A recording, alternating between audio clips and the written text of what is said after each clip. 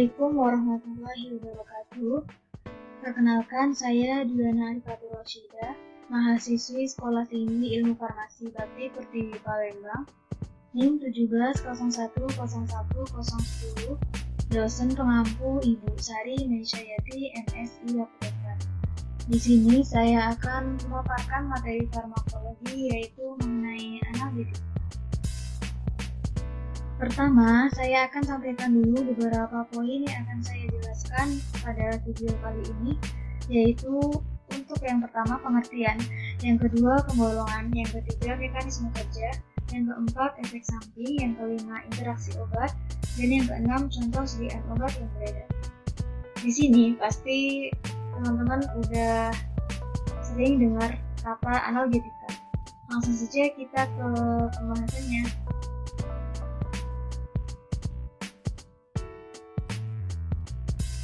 Analgetika adalah senyawa yang mampu meringankan rasa nyeri melalui penghambatan respon terhadap stimulus nyeri pada reseptor opioid ataupun reseptor lain yang terlibat dalam proses nyeri, dan melalui penghambatan pembentukan prostaglandin.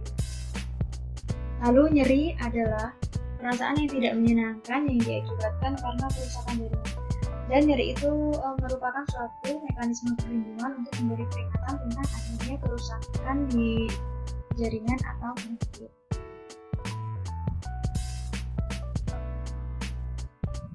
Berikut merupakan struktur pada sistem saraf pusat yang berperan dalam persepsi nyeri. Ada talamus, hipotalamus, dan sistem nyeri. Lalu nociceptif itu apa? Nociceptif adalah suatu sistem yang berperan dalam pembentukan dan persepsi nyeri. Lalu kalau anti-nociceptif adalah suatu sistem yang berperan untuk melindungi tubuh dari nyeri. Nah, kalau neurotransmitter dan mediator kimia yang berperan dalam proses pembentukan nyeri itu ada di antara lain glutamat, senyawa P, bradykinin, histamin, norepinefrin, dan prostaglandin. Selanjutnya yaitu tahapan pembentukan persepsi nyeri. Ada 4 tahap terbentuknya nyeri. Di sini misalkan si A kakinya tertusuk jarum, maka pada prinsipnya itu nyeri timbul ketika ada kerusakan jaringan di suatu lokasi.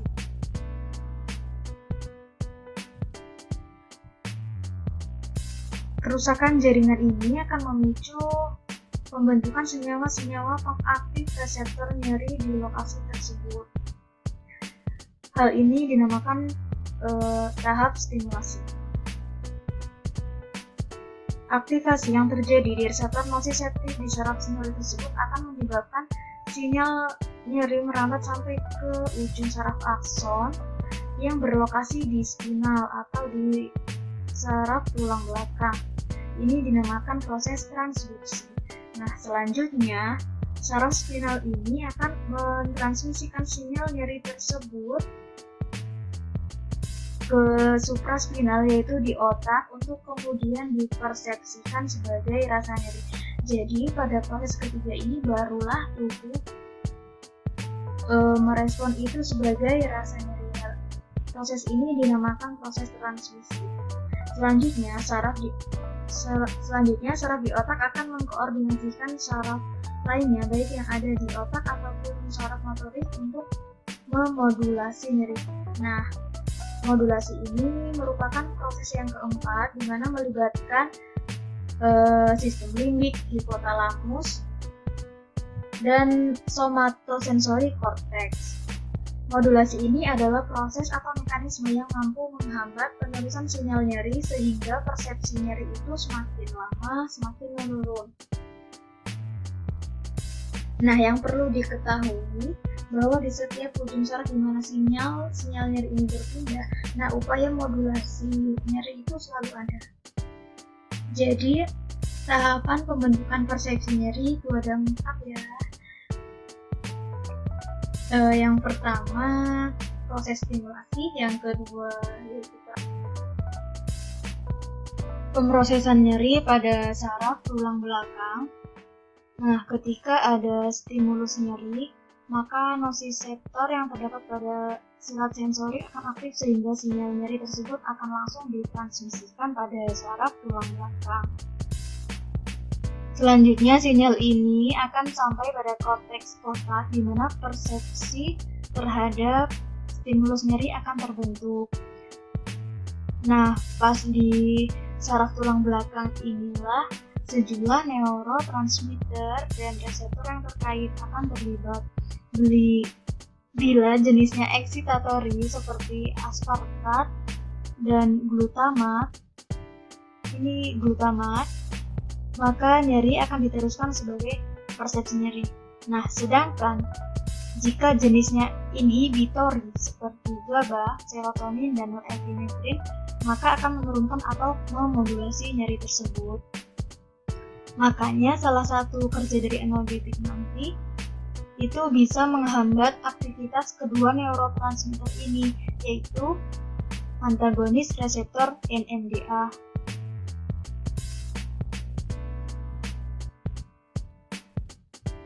Selanjutnya yaitu penggolongan analgetika. Secara umum, analgetika dibagi menjadi dua, yaitu analgetika opiat dan analgetika non-opiat. Untuk analgetik opiat itu contohnya morfin, kodein, oxycodone, hydromorphone, nalbuphine, nifteridin atau nama lainnya petidin, fentanyl, metadon, tramadol. Nah, untuk analgetika non-opiat itu dibagi menjadi 5. Yang pertama itu AINS, anti-inflamasi non-steroid, contohnya paracetamol, aspirin, etodolac, natrium diklofenak, celecoxib, dan piroxicam. Yang kedua yaitu jenis analgesik tipe antikonvulsan, contohnya gabapentin, pregabalin, carbamazepine. Analgetik non-opiat yang ketiga yaitu NMDA antagonis, contohnya ketamin, memantine. Yang keempat yaitu analgesik tipe antidepresan, amitriptyline, duloxetine. Yang kelima itu analgetik relaksan otot, contohnya cyclobenzaprine dan baclofen. Analgetika opiat merupakan obat yang bekerja di reseptor opioid pada sistem saraf pusat, yang dikenal juga sebagai analgetik narkotika.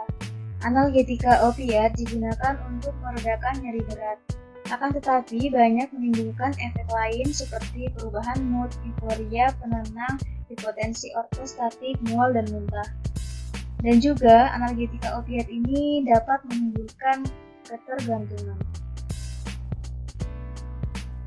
Reaksi putus obat atau dikenal juga sebagai sakau muncul ketika obat opiat dihentikan secara tiba-tiba dengan tanda-tanda yaitu nyeri dan iritabilitas, hiperventilasi, disforia, tidak tenang dan insom, peningkatan tekanan darah, diare, dilatasi pupil, dan lain sebagainya. Analgetika opiat, contoh senyawa obatnya yaitu yang pertama morfin. Indikasi morfin ada 2, nyeri berat baik akut maupun kronis, nyeri yang disebabkan karena kondisi infark miokardium ataupun nyeri karena kanker. Indikasi yang kedua yaitu nafas pendek karena kanker ataupun non-kanker. Mekanisme kerja obat morfin yaitu bekerja terutama pada sistem saraf pusat dan otot polos. Ia berikatan dengan reseptor opiat di SSP yang mengubah persepsi dan responsif dengan memodulasi jalur penghambatan yang menurun dari otak. Efek samping obat morfin yaitu konstipasi, ketidakseimbangan hormon, dan depresan SSP. Selanjutnya yaitu interaksi obat morfin. Jadi ketika ada penggunaan 2 obat secara bersamaan itu perlu diperhatikan interaksi obatnya. Morfin jika diberikan bersamaan dengan dexamfetamin, maka dexamfetamin meningkatkan efek analgesik morfin dan mengurangi efek depresan pernafasannya. Yang kedua, morfin jika digunakan bersama dengan antiemetik yaitu metoclopramid, maka metoclopramid meningkatkan laju penyerapan morfin oral dan meningkatkan laju onset serta meningkatkan efek sedatif. Nah, berikut merupakan contoh sediaan yang beredar. Ada morfin tablet 10 mg, 15 mg, dan 30 mg. Dan dengan merek dagang yaitu tablet MST Continuous 10 mg dan 30 mg.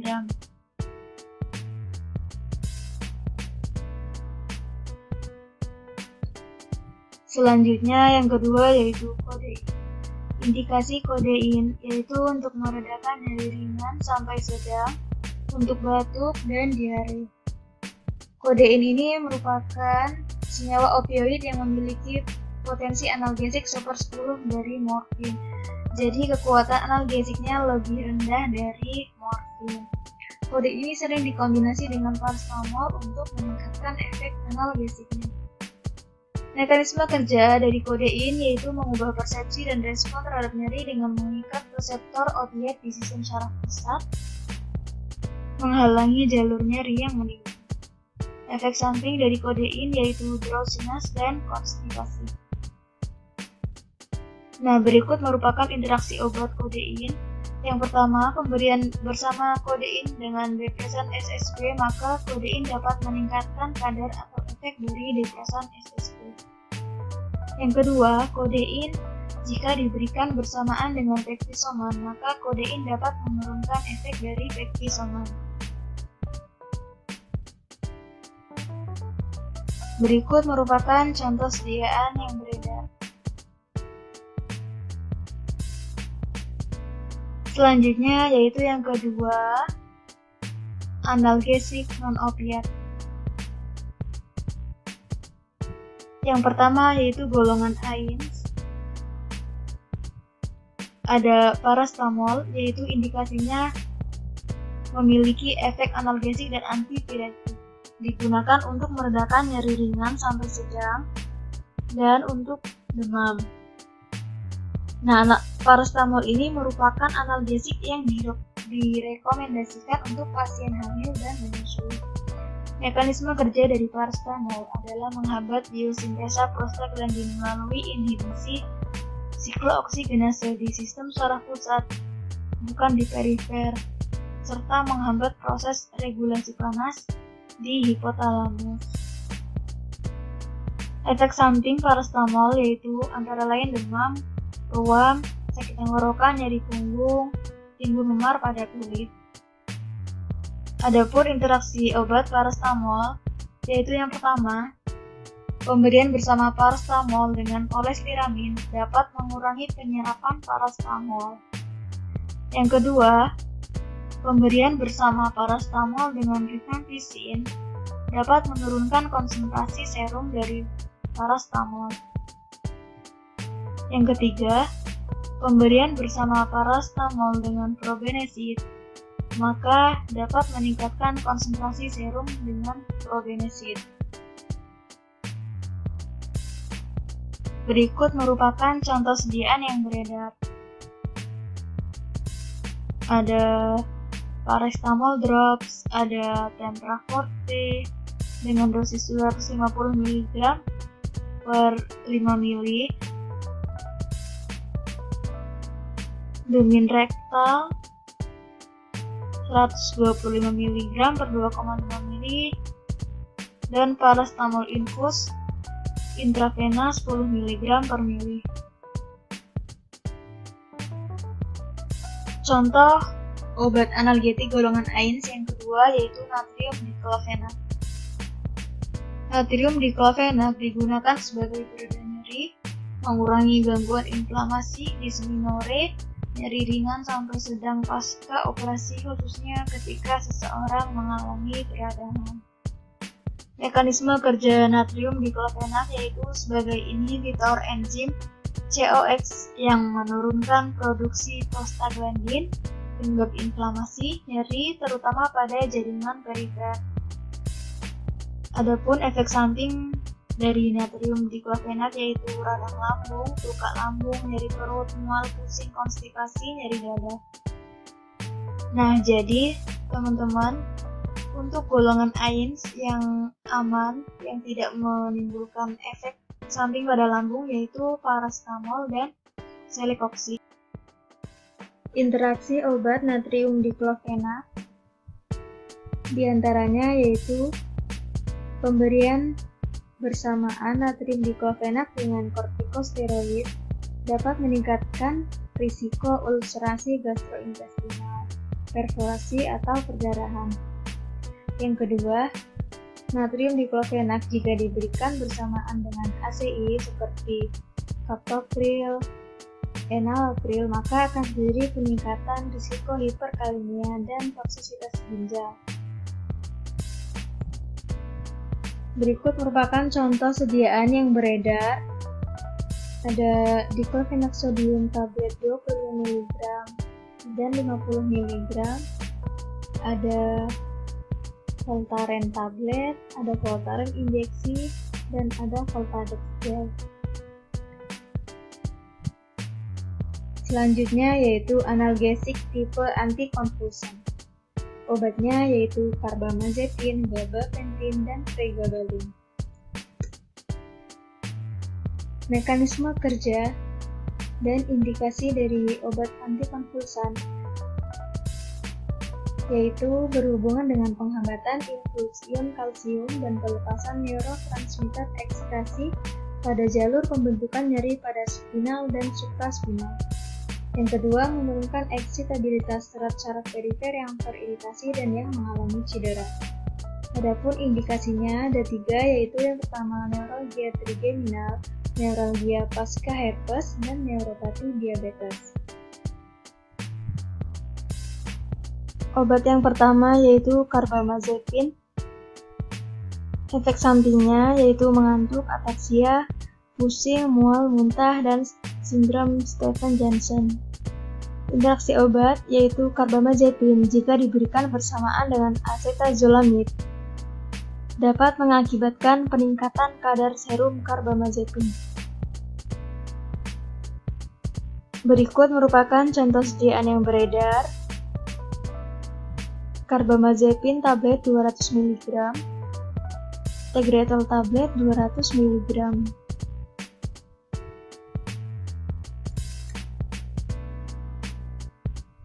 Selanjutnya yang kedua yaitu gabapentin. Efek samping dari gabapentin yaitu mengantuk, perubahan perilaku, sulit berkonsentrasi, sakit kepala, tubuh mudah lelah, penglihatan buram, dan tremor. Interaksi obat yaitu jika gabapentin diberikan bersamaan dengan felbamate dapat memperpanjang waktu paruh felbamate. Yang kedua, gabapentin diberikan bersamaan dengan antasida, maka aluminium atau magnesium hidroksida mengurangi penyerapan dari gabapentin. Contoh sediaan yang beredar yaitu gabapentin kapsul 300 mg dan merek dagang yaitu Nepatic, ada juga Neurontin dan Alpentin yang masing-masing memiliki kandungan zat aktif gabapentin 300 mg.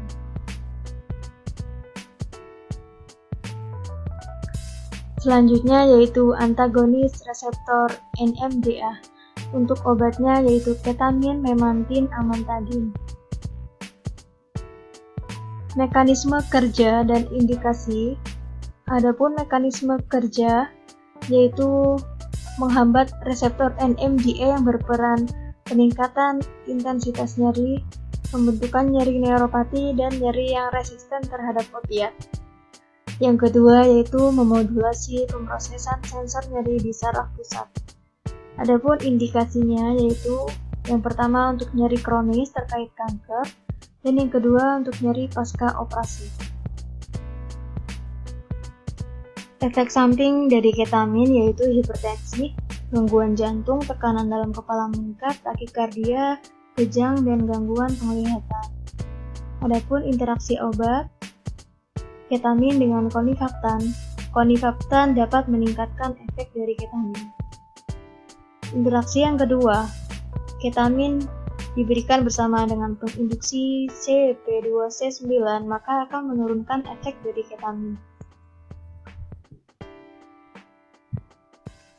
Adapun contoh sediaan yang beredar yaitu analgesic injeksi, KTM injeksi, ketalak injeksi, di mana masing-masing obat tersebut mengandung zat aktif ketamin, yaitu 100 mg per mili. Obat yang kedua yaitu memantin. Efek sampingnya batuk, nyeri punggung, muntah, sakit kepala, pusing, hipertensi, dan kejang. Adapun interaksi obat, jika memantin digunakan bersamaan dengan hidroklortiazid, maka memantin dapat menurunkan kadar serum dari HCT. Interaksi yang kedua, memantin diberikan bersama dengan barbiturat, maka memantin dapat mengurangi efek barbiturat. Contoh sediaan yang beredar yaitu Abixa tablet 10 mg yang mengandung zat aktif memantin 10 mg. Golongan selanjutnya yaitu analgesik antidepresan.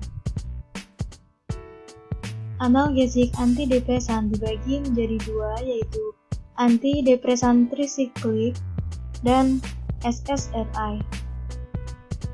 Antidepresan trisiklik contohnya yaitu amitriptilin dan nortriptilin. Untuk SSRI contohnya yaitu duloxetine. Mekanisme kerjanya yaitu menghambat proses pengambilan kembali serotonin dan norepinefrin sehingga meningkatkan kadar keduanya di saraf tulang belakang. Aktivasi reseptor alfa adrenergik pada pasca sinap menyebabkan penekanan rasa nyeri. Indikasi dari obat ini ada 3 yaitu untuk nyeri akut pasca bedah, yang kedua nyeri neuropatik, yang ketiga nyeri visceral dan neuropatik terkait kanker. Untuk obat yang pertama yaitu amitriptilin memiliki efek samping diantaranya mengantuk, bibir kering, sembelit, berat badan meningkat, dan susah buang air kecil.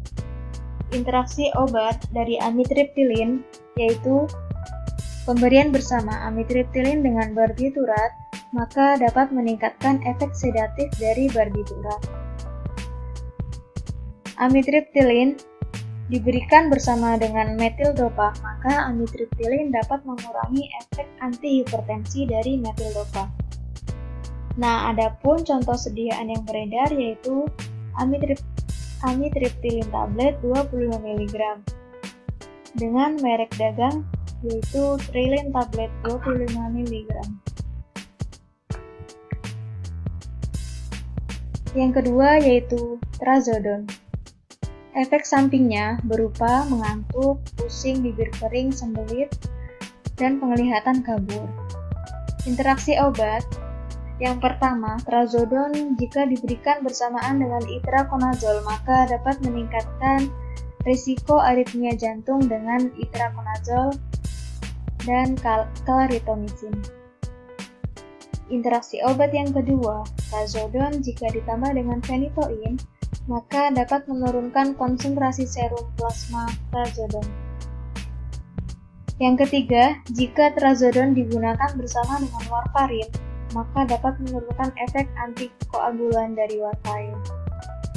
Contoh sediaan yang beredar yaitu trazodone HCl tablet 150 mg dan merek dagangnya yaitu Olepro 150 mg dan 300 mg.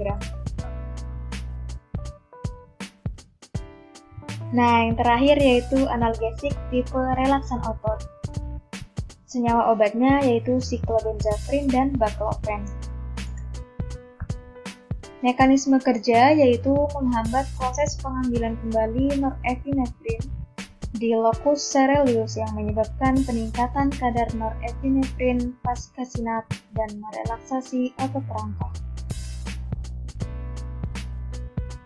Indikasi ada 3 yaitu yang pertama nyeri otot rangka, yang kedua fibromialgia, yang ketiga nyeri pinggang akut dan kronis.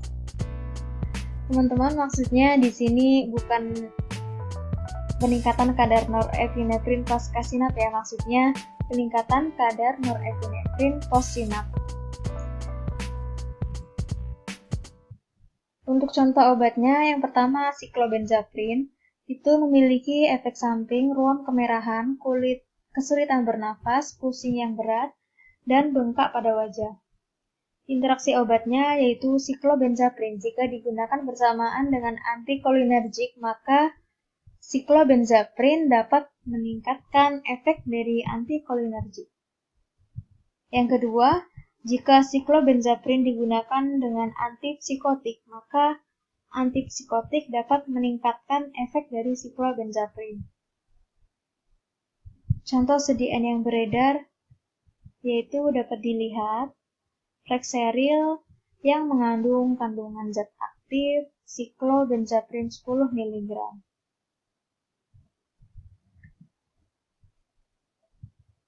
Nah, ini referensi yang saya ambil ya.